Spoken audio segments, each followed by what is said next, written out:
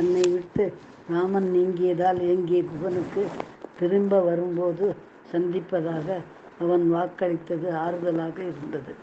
ஆனால் விரைவில் கோபப்பட வேண்டியிருக்கும் என்று குகன் சற்றும் எதிர்பார்க்கவில்லை. ஆமாம், பரதனின் வருகை குகனை கோபத்திற்கு ஆளாக்கியது. ஏற்கனவே ராமன் அயோத்தியை பரதன் ஆள்கிறான் என்று சொன்னது அவனுக்குள் எரிச்சலை உண்டாக்கியிருந்தது. அப்படி தன் ராமனிடம் நாட்டை பறித்து கொண்ட பரதன் மீண்டும் ஏன் காட்டுக்கு வருகிறான்? ராமன் உயிரோடு இருந்தால் தன் பதவிக்கு ஆபத்து என்று கருதுகிறானோ? அதனால் அந்த எதிர்ப்பையும் ஒழித்தால் தான் இடையூறு இல்லாமல் அயோத்தியை ஆளலாம் என்று நினைக்கிறானோ? ராமனை சித்திரகூடத்திற்கு அனுப்பிவிட்டு தான் இங்கே தங்கியதும் நல்லதாக போயிற்று.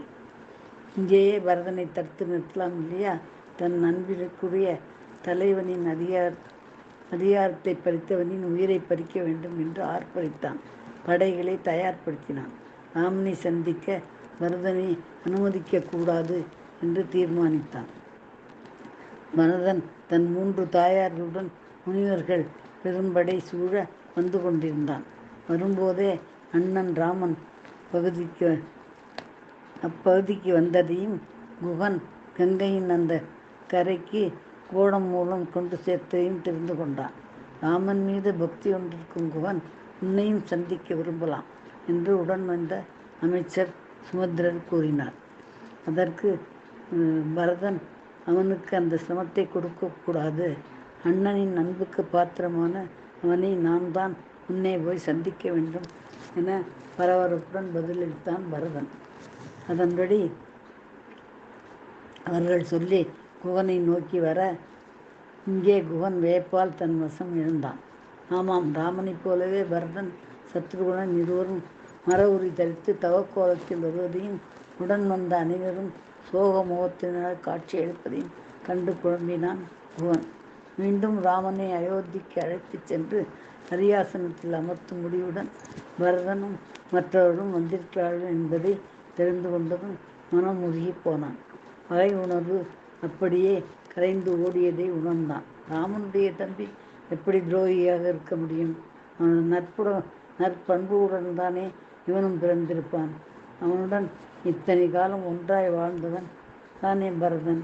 இவன் மனதில் வன்மம் போன்ற வாய்ப்பு இல்லையே. இவனை போய் கீழ்த்தரமாக எடை போட்டு விட்டேனே.